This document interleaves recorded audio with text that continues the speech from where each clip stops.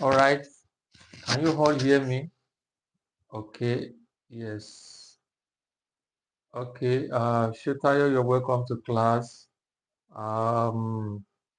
Yes, I think I can see Darasimi. Yes, Abib, Shetayo. Yes. I can also see Olorunfunmi, Miracle, and others. Okay. All right. So yes. Now,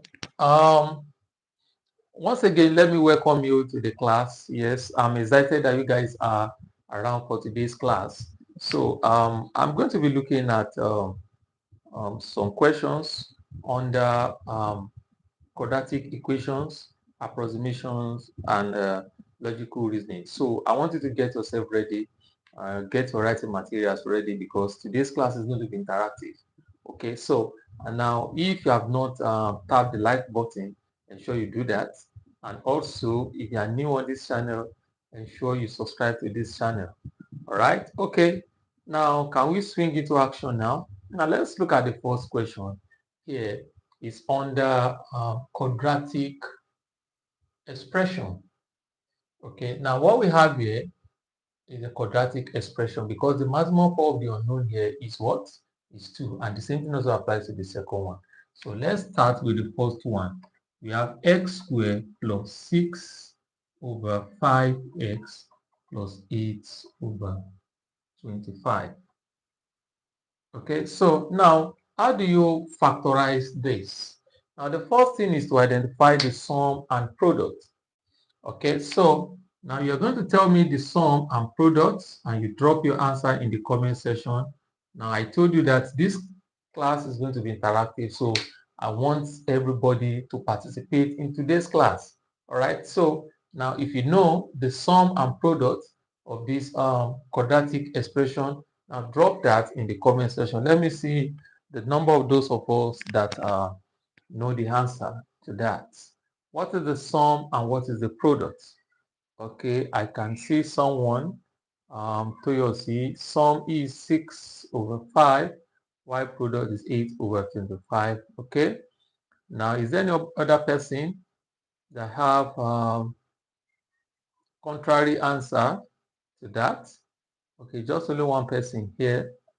Any other person? Okay, yeah. Uh, okay, yes. Miracle. Okay, I can see that. Olorunfunmi, I can see your answer. Okay. Akinlabi, I can see your answer. Okay, sum is 6 over 5 and the product is okay, yes. I think we have the answer. Now, when you look at this quadratic expression, now you will see that the coefficient of x here is 6 over 5, and that is the sum. 6 over 5 is the sum of this quadratic expression. So now, so we have 6 over 5, and that is the sum. The product, you have to check here. If the coefficient of x squared is not 1, whatever number you have there, use it to multiply this. But since this one is 1 now, so the product is 8 over 25. So we have 8 over 25. Now, we need two numbers such that when we multiply together, you have 8 over 25. And when you add together, you have 6 over 5. So what are the two numbers? Now you can see this fraction. Now it looks scary, okay, but it's simple. Now just let's look at the product here. Look for factors of 8 and also factor of 25 in such a way that when you add two factors together, which multiplication gives 8, is going to give you 6 here. Okay, so now can you think of any one? All right. So now what are the two numbers? Okay. So do you want to try that? Now what are the two numbers that can work? So if you have the answer, you know what the two numbers are. Okay. So I want you to drop that in the comment section. I've given you a clue. Look for factors of 8. Look for factors of 25. Okay, so that will help you now to get what we have here. Yes. Now, when you look at 8, so I want to believe you must have dropped the answer. So, and you check with what I have here. So when you look at 8, 8 can be written as 4 times 4. Okay. Oh, sorry. Maybe 4 times 2 or so. Okay. So, and also 8 can also be written as 8 times 1. Okay, can you see that? Okay, so I think these are the two ways. All right, now when you look at this, look at these two numbers. If you add these two numbers together, it will give you 6. So that means the numerator will be 4 and 3. Now let's look at the denominator. Okay, obviously, you will see the denominator is going to be 5. The denominator, because the two numbers to multiply together to have 25 is either 1 and 25 or what? 5 and 5. So that means we have 5. So the two numbers will now be, now look at this. We have 4 over 5 and 2 over 5. Now look at it. When you multiply these two numbers together, you have 4 times 2, you have 8. 5 times 5, you have 25. Now let's add these two numbers together. Maybe it's going to give us this. So now the LCM is 5. So 5 goes in 5 is 1. So you have 4 plus 2. You have the same. So that gives you what? 6 over 5. Can you see that? So that's how to get the sum and product. So now, having gotten that, so we can now incorporate what we have into this expression. So we have x squared plus 4 over 5x plus 2 over 5x plus 8 over 25. Okay, I hope you get that. So now the next thing is to consider this first pair here. Now the first pair here. Now what is the common factor? Do you know the common factor? The GCD, and the GCD is x. That is the number that will completely go in these two terms. So that is x. So we have x. Now when you divide this by x, you have x. You factor x out of this, or you divide this by x, you have 4 plus 4 over 5. All right. Now let's look at the second pair. Now what is the common factor? Now the common factor is what? 2 over 5. 2 over 5. So we have plus 2 over 5. Now when you factor 2 over 5 here, you have x. And when you factor out 2 over 5 here, you have what? Plus 4 over 5. All right. So now, what is the common factor here? So we have x plus 4 over 5. And then this we have x plus 2 over 5. So, and this is the answer to that problem. All right. So I hope you get that. Okay. So if you have not tapped the like button, do that now. Okay. And if you are new on this channel, ensure you subscribe to this channel. All right. Okay. So now let's look at the second one. So we have e raised to the power of 2 minus 1 over 6e minus 1 over 6. Okay. So now we need to identify the sum and product here. So you're going to do that for me. What is the sum? What is the product? This one is pretty simple. What is the sum? What is the product? Okay, so drop your answer in the comment section. What is the sum? What is the product? Okay, good. Yes. So you'll see I've dropped an answer. That's very smart of you. Okay. Yes. I think someone have dropped the answer. That is -1/6 and -1/6. Now, the sum is the coefficient of E and the product is -1/6. All right. What is the next task? And the next task is we need two numbers such that when you multiply together, you have -1/6. And when you add together, you have -1/6. So what are the two numbers? So you should be able to do that now. Okay, so just follow the rules I gave you here. So try and attempt it there and let's see what you're going to have as your answer. So if you have your answer, I want you to drop in the comment section. Okay, so what's going to be the two numbers? What will be the two numbers? Okay, good. Okay, so what will be the two numbers?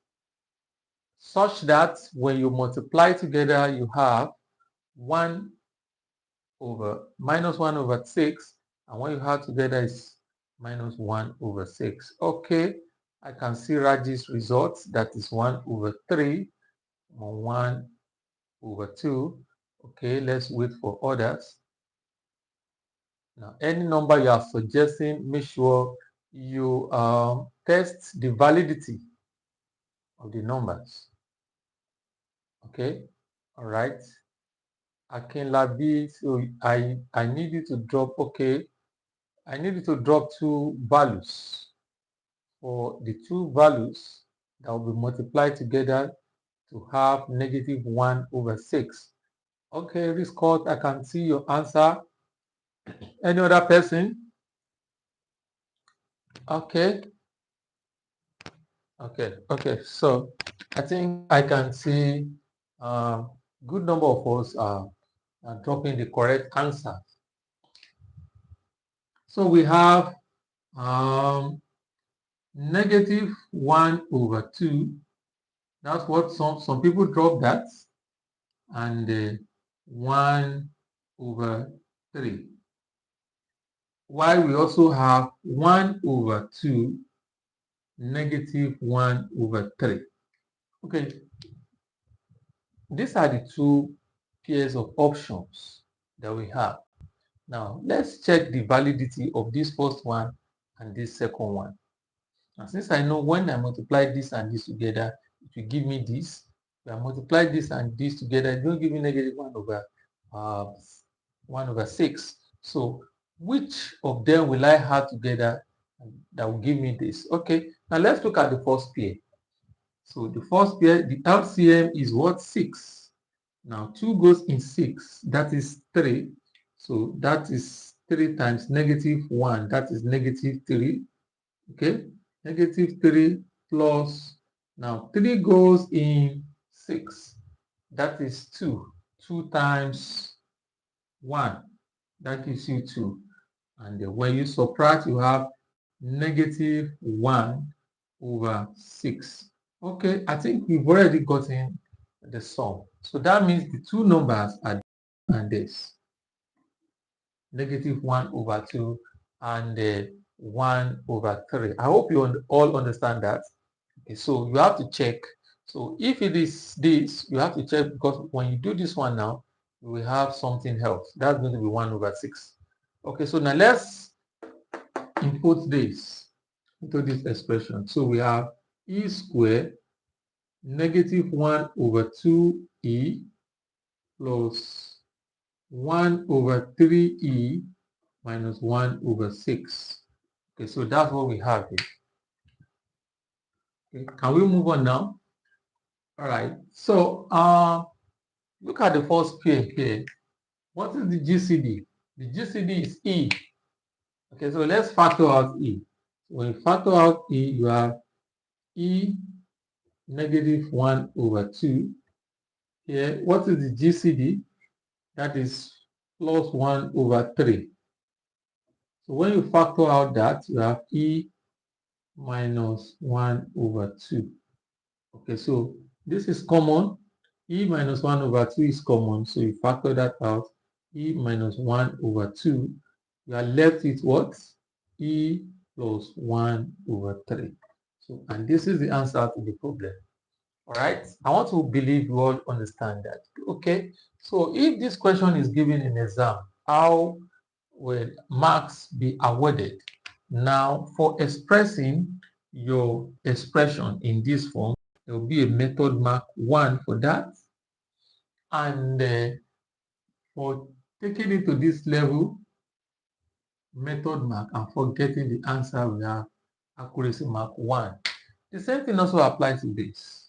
Now, for expressing the expression in this format, we have M1, and for taking it down to this level, factorizing, you have M1, and for getting the final answer to be this, you have accuracy mark 1. So making 6 marks all together. Okay, so that's what we have on that.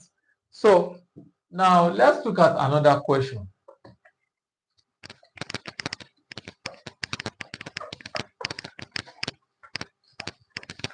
So this question is under quadratic equation.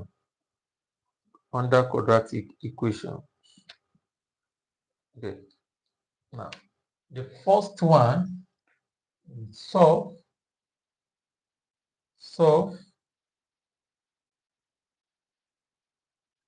6x squared minus 13x equals to 5. And 2 is the first one. 20 plus 7x equals to 6x squared. Okay, so these are the problems. So how do we solve this? Now let's look at the first one. We have 6x squared minus 13x equals to 5.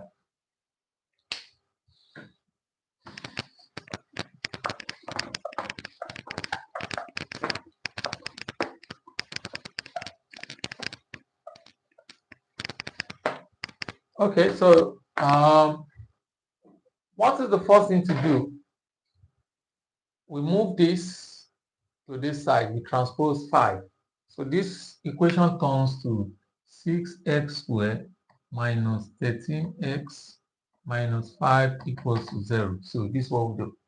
All right. So here, now we search for the sum and product. Can you tell me what's going to be the sum?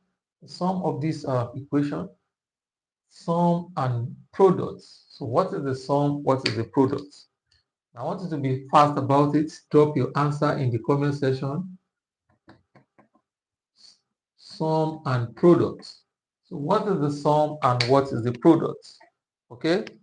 So what is the sum and what is the product? Every one of you should be able to do this. Now, the sum and products. Yes. Okay, sum is 13. What of the products? Products. Okay. The sum and product, every one of you should be able to do that. Okay. All right. I think the board is clearer now. Okay. Yeah.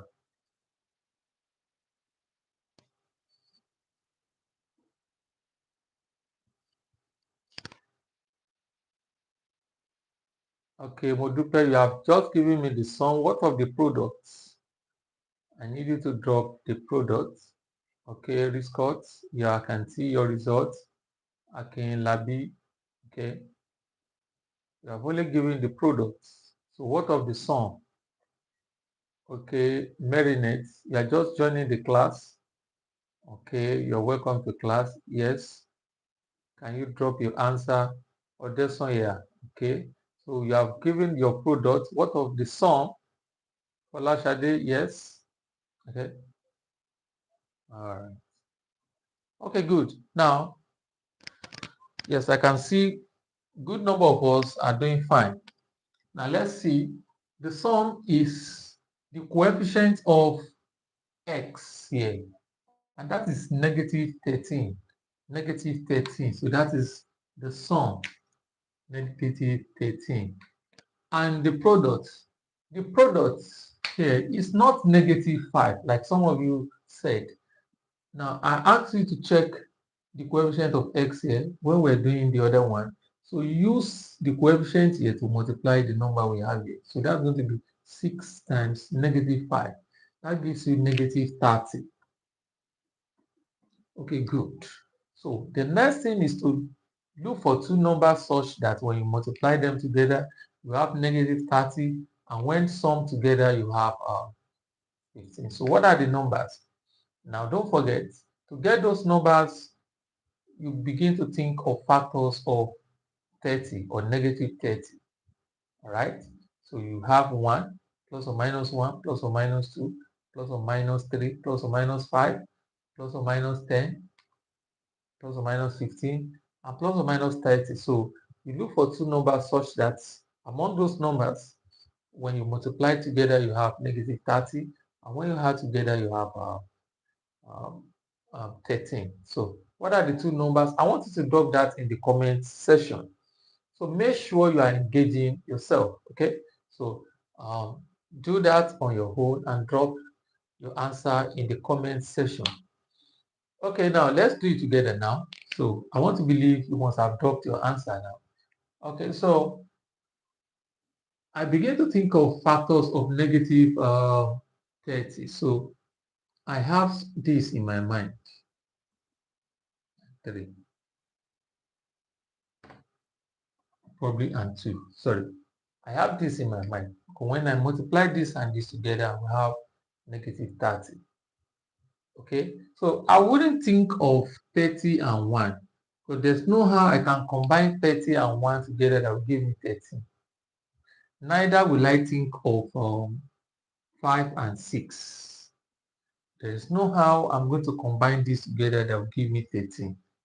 Okay, so the best pair are this negative 15 and 2. Okay, so now we incorporate that into this equation. So this equation turns to 6x squared minus 15x plus 2x minus 5 equals to 0. Okay, you get that? So now we look for the GCD of these two terms. Okay, the GCD. So what's going to be the GCD? So the greatest common divisors of these two terms will be 3x. 3 can go in 6, can also go in 15. X can go in x squared, can also go in x. So now when you divide this by 3x, you have 2x. Divide this by 3x, you have negative 5. All right? So now look at this. What is the common factor? The GCD, that's 1. So we have plus 1. Now 2x minus 5 equals to 0. So the common factor here will be 2x minus 5 and the 3x plus 1 equals 0. So from here, you can equate any of them to 0 because you are multiplying two numbers and the result is 0. So it's either this is 0 or the other one. Okay, so we have 2x minus 5 is 0, or 3x plus 1 is 0. Okay, so that's what we have. So here you can add 5 to both sides. We have x equals to 5, or 3x equals to negative 1. We divide both sides by 2 here. So we have x equals to 5 over 2, or x equals to negative 1 over 2. So over 3. So you can simplify this further. So this gives you x equals to 2 whole number 1 over 2. And these are the answers to this problem. Okay, so I want to believe you understand this. So we are moving to the second question. So if you have not subscribed to this channel, ensure you do that. And don't forget to give the class a thumb So ensure that you tap the like button. Thank you for doing that. Okay, so let's look at the second question here. So we have 20 plus 7x equals to 6x squared. All right, so the first thing to do now is to arrange this equation such that it's going to look like the general equations that we are familiar with. Okay, so now we are transposing all of these to this side. So we have 6x squared negative 7x negative 20 equals to 0. Okay, so now we now have the proper equation. Okay, so now let us search for the sum and product. So you need to tell me what is going to be the sum and the product. What is sum and what is product? Okay, so I want you to drop your answer in the comment section there. What is the sum and the product of this quadratic equation? So I want to believe every one of you should be able to identify that. So now you can cross-check with what you have there. So sum is negative 7 and product is negative 120. Negative 120. So here, because I want to solve this, I need two numbers such that when I multiply together, I have negative 120. And when added together, you have negative 7. What are the two numbers? So can you tell me? Drop your answer in the comment section. The two numbers, when multiplied together, you have negative 120. And when added together, you have negative 7. Okay? So I want to believe you're already doing that. So the two numbers. Okay, so if you have done that correctly, you can cross-check with the answer I'm going to give now. Okay, don't forget I told you, just begin to think of factors of 120. All right, so you will get the two numbers from there. All right, so what if you say negative 15 and 8? Negative 15 and 8. Now, when you multiply these two numbers together, you have negative 120.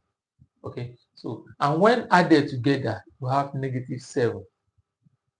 Okay, so that means the two numbers are negative 15 and 8. So let's incorporate this. Okay, so we have 6x squared negative 15x plus 8x negative 20 equals 0. Okay, can you see that? Okay, so the next thing is to look for the GCD of these two terms. What is the GCD here? So we have 3x. 3 can go here, 3 can go here, x can go here, x can also go here. So we have what? 3x, we have x minus 5. Okay? All right, now let's look at the second one. Oh, sorry, this is supposed to be 2. And that's 2x. You understand now? So when you divide this by 3, so you have 2. Divide this by x, you have x. Okay, so now, what is the GCD of these two terms? That is what? Plus 4. Plus 4. Now, when you divide this by plus 4, you have 2x. Divide this by plus 4, you have negative 5 equals to 0. Okay? So now you factor out this. You have 2x minus 5, 3x plus 4 equals to 0. Okay, so we have 2x minus 5 equals to 0, or 3x plus 4 equals to 0. So 2x equals to 5, or 3x equals to negative 4. Okay, so what is x now? So you divide both sides for the first equation, divide both sides by 2. So we have x equals to 5 over 2, or divide both sides by 3, x equals to negative 4/3. Okay.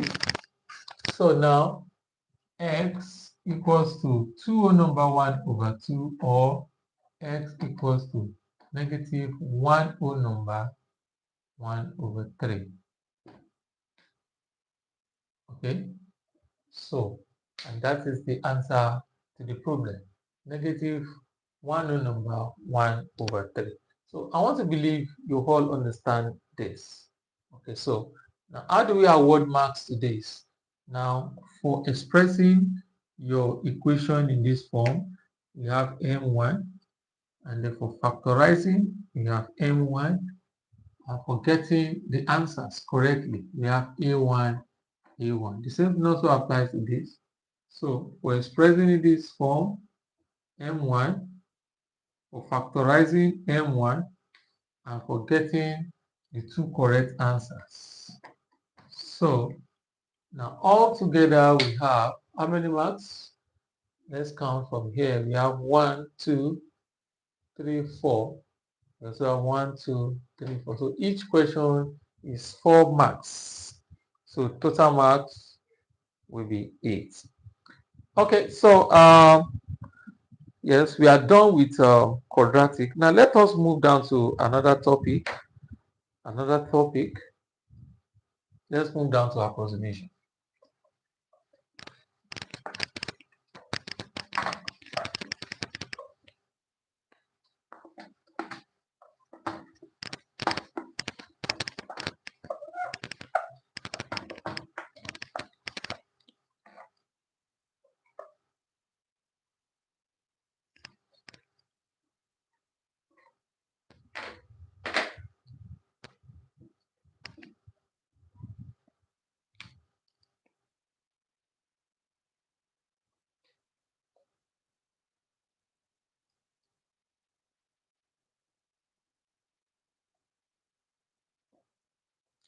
A rectangle has a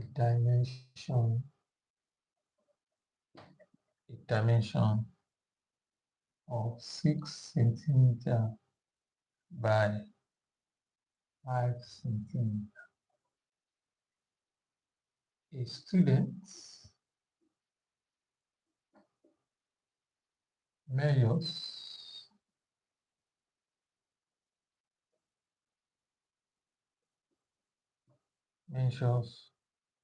a rectangle as 6.5 centimeter by 5.5 centimeter and uses his measurements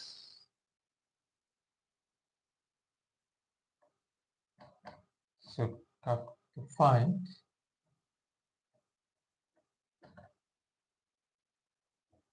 the perimeter.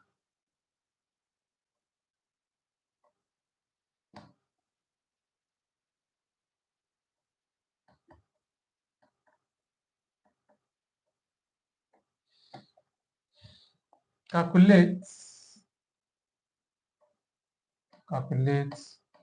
the percentage error in length,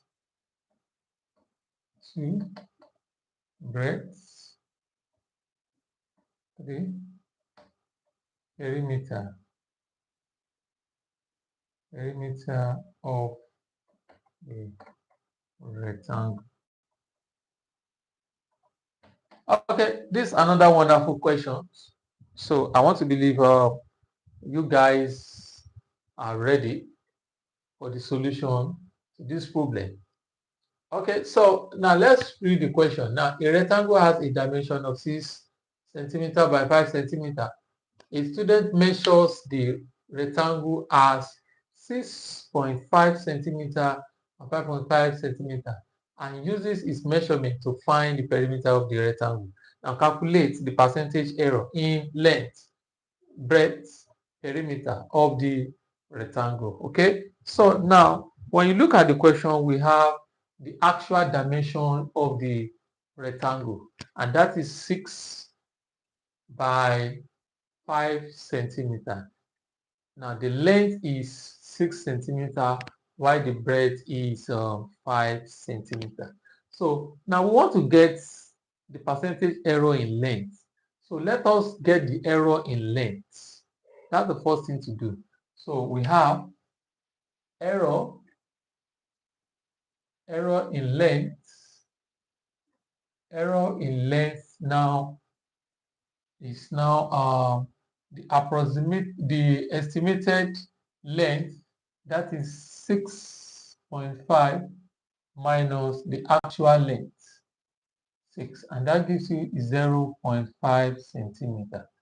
Okay, so percentage error in length will be what?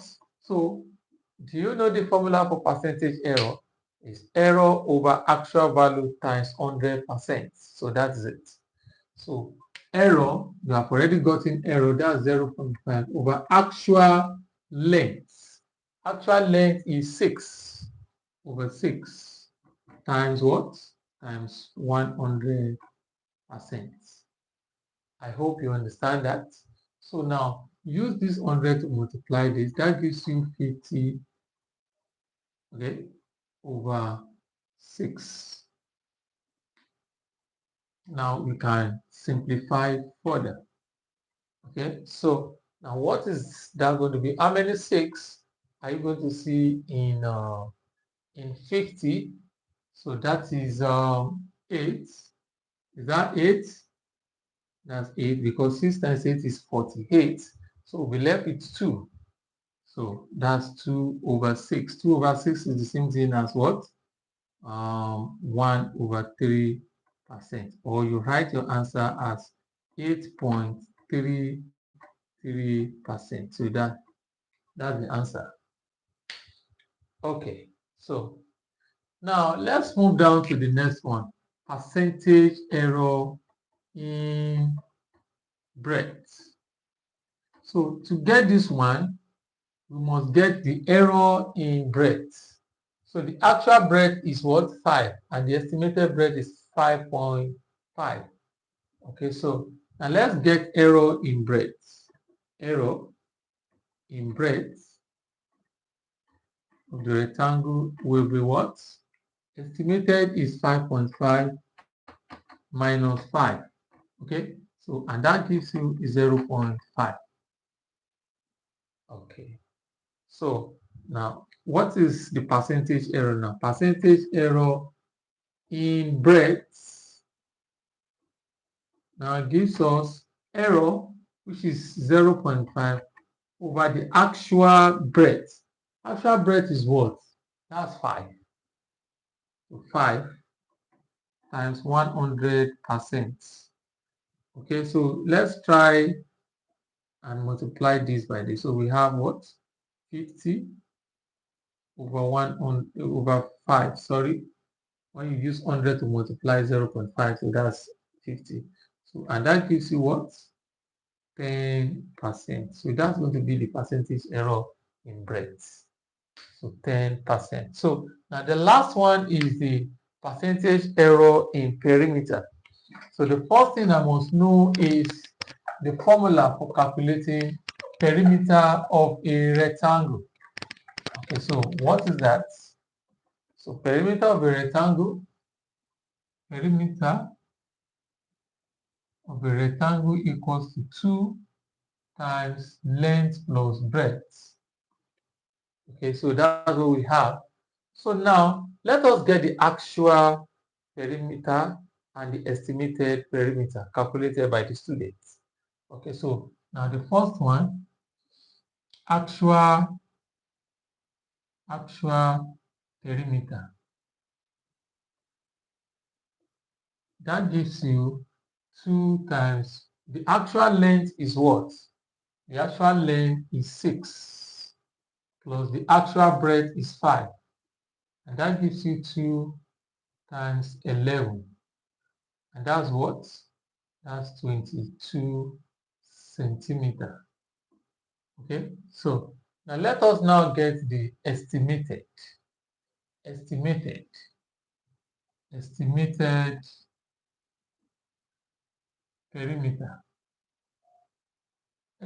perimeter is going to give you 2. Now, what is the estimated length? That is what? That's 6.5 plus 5.5, the estimated breadth. That's 5.5. So when you join these together, you have 2 times 12. Together, when you add this together, you have 12. And it's the same thing as what? 24 centimeter. So we can now get error in perimeter. So error in perimeter is going to be the estimated minus the actual perimeter. So error in perimeter now is what? 24 minus 22. And that gives you 2 centimeters. Okay, so we can now go ahead and find the percentage error in perimeter. So percentage error in perimeter now is going to be error over actual perimeter. So that's 2 over actual perimeter is what?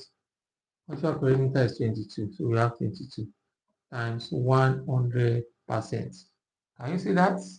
Okay, so now 2 goes here, 1, and 2 goes here, 11. So I'm having 100 over 11%.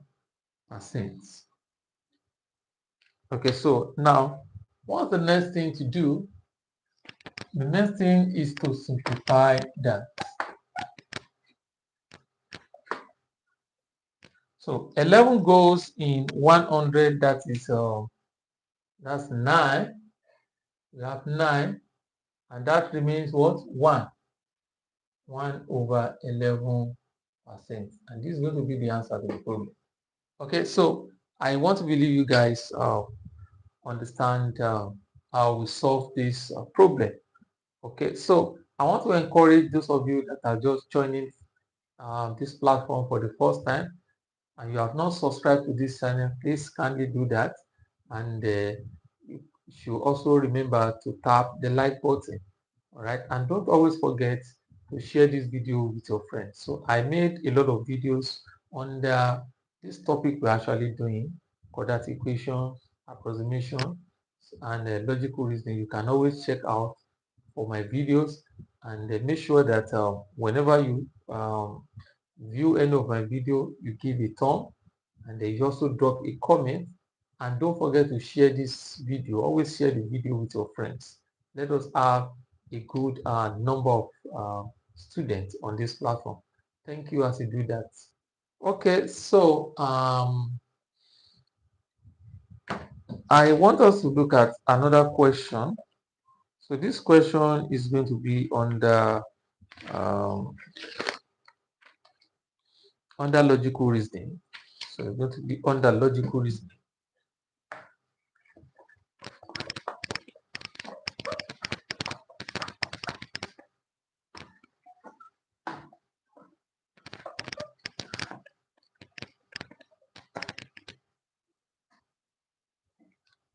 Verify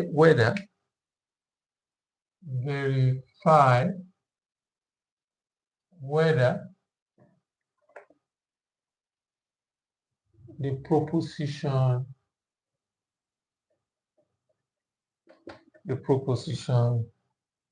negation of A implies B, or A implies negation of B is a contradiction or a tautology. Okay, so that is the question. All right, don't forget now, whenever you have 2 or more statements and you find their truth value, and all the results, possible results, is true, then we say such proposition is a tautology.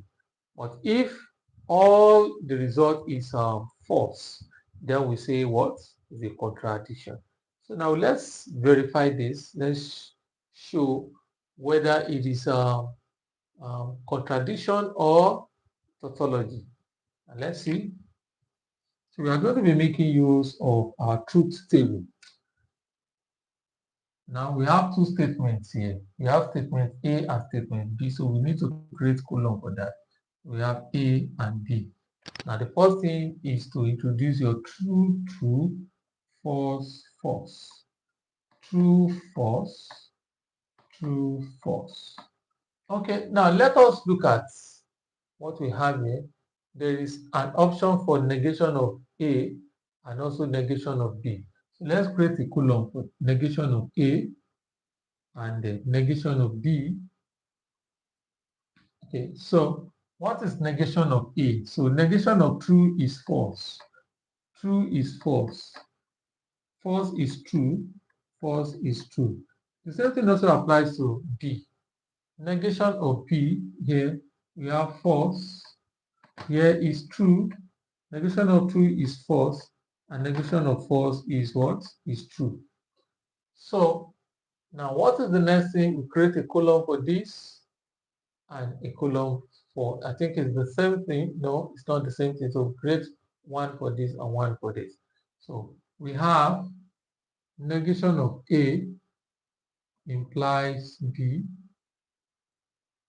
We also have A implies negation of B. Okay.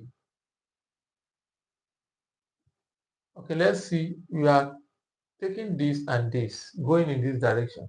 Negation of A implies B.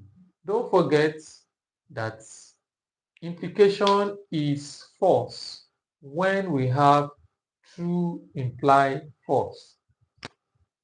So otherwise, we'll be having true. So true implied true is true. False implied true is true. And false implied false is true. But true implied false is false. Okay, so now let's look at this. Now, true implied false. This is false. Okay, no, we are doing it this way. So that means we have to go this way. So it's going to be true. So that is false implied true. Please don't mix it up. So false implied true is going to be true. So false implied false is true. True implied true is true. And true implied false is false. Okay, this is only condition that will make us also have false. Okay, so now let's look at the second. Now, A implies negation of B. So we are looking at this. So true implies false. It is false. Now, true implies true. It is true. False implies false is true. And false implied true is true. Okay, so now the last one is negation of A implies B, or negation of A implies negation of B. Okay, now let's see. Or, now don't forget, in the whole table, the only condition that will make us to have false is when the two statements are false. But if we have at least one of the statements to be true, then our result, our truth value is going to be true. Okay, so now let's try and implement that here. So true implies false. Since one of them is true, so that means we have true. True implied true, that's true. True implied true is true. False implied true is true. Wow. So you can see all the answers we have here are true. So we conclude now that this proposition is a what? A tautology. It is a tautology because all the possible truth value for this proposition is what? They are all true. Okay, so that is the answer to that. So I want to believe you guys have learned one or two things. We're going to be stopping here. So I'm so excited. I'm happy. I'm glad that you guys are there and that you patiently waited for the class. So and don't forget, always remember to practice. Anything we do today, you just must go back and write one or two things down. That is how to improve. That is how to become better. So I want to appreciate you guys, and don't forget, those of you that are yet to subscribe to this channel, that's the best way to help this channel, to subscribe and also to give uh, a like to the platform. And don't forget as well, always go through my videos. I've made a lot of videos under all these topics. You can always learn one or two things. And once you view the videos, ensure you share with your friends. Also ensure you make a comment. If there's anything you want to drop your thoughts, ensure you do that. So uh, I am so glad that you guys are here. So we are ending the class now, just like I've said. So you guys will have a nice time. So take care. Bye bye.